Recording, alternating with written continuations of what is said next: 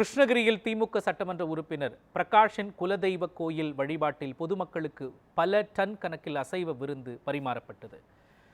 கிருஷ்ணகிரி மாவட்டம் நல்லூர் கரகதம்மா கோயிலில் 15 ஆண்டுகளுக்கு பிறகு திருவிழா நடைபெற்றது. இந்த கோயில் திமுக சட்டமன்ற உறுப்பினர் பிரகாஷின் குலதெய்வ கோயிலாக இருப்பதால் அவரது தலைமையில் சிறப்பு வழிபாடுகளுக்கும் பிரம்மாண்ட விருந்துக்கும் ஏற்பாடு செய்யப்பட்டது. திருவிழாவிற்காக சட்டமன்ற உறுப்பினர் பிரகாஷ் கடந்த 10 நாட்களாக தொண்டர்களை நேரில் சந்தித்து அழைப்பு விடுத்திருந்தார்.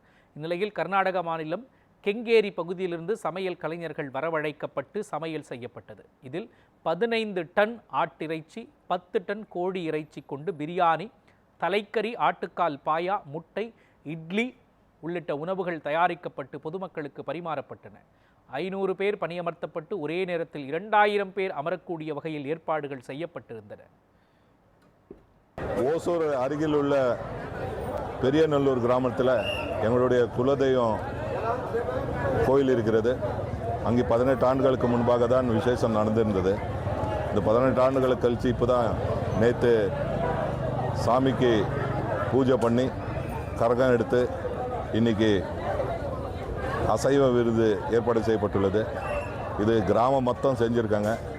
இங்கே எங்கள் குலதெய்வன்றதுனால நானும் இங்கே நம்ம அனைத்து தரப்பு மக்களுக்கும், இந்த தொகுதி மக்களுக்கும், எங்களுடைய மாவட்ட மக்களுக்கும் இங்கே உணவு ஏற்பாடு செய்யப்பட்டிருக்கு. அனைவரும் வந்து சாப்பிட்டு போயின்னு இருக்காங்க. எல்லாம் நம்ம லோக்கலில் தான், எல்லாம் பெங்களூர்லேருந்து பக்கத்தில் ஹொஸ்கோட்டலேருந்து எல்லாம் வந்திருக்காங்க. கிட்டத்தட்ட 500 பேர் இருக்காங்க. எல்லாம் அவங்க சமையல் செய்கிறதுக்கும் சமையல் பராமரிக்கிறதுக்கும் கொஞ்சம் 500 பேர் வந்திருக்காங்க. சிறப்பாக பண்ணின்னு இருக்கிறோம். எல்லாம் சாப்பிட்டு இருக்காங்க.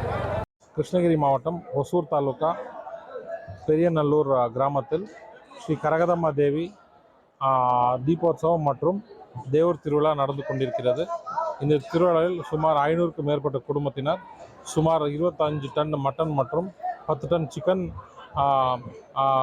உணவை உறவினர், நண்பர்கள் மற்றும் சுற்றியுள்ள கிராமத்தினர் மற்றும் கிருஷ்ணகிரியில் உள்ள அனைத்து தொகுதிகளிலிருந்து பொதுமக்கள் வந்து இந்த திருவிழாவில் கலந்து கொண்டு சுமார் 1 லட்சம் பேருக்கு மேலாக உணவை சாப்பிட்டு எல்லாருமே வந்து கோலாகலமாக கொண்டாடினார். உணவு செய்கிற கலைஞர்களை பெங்களூர் மற்றும் தமிழ்நாட்டில் அனைத்து பகுதிகளிலிருந்து உணவு செய்கிற கலைஞர்களை கொண்டு வந்து சுமார் 1 லட்சம் பேருக்கு மேலாக உணவை சமைத்து கொண்டிருக்கிறார்.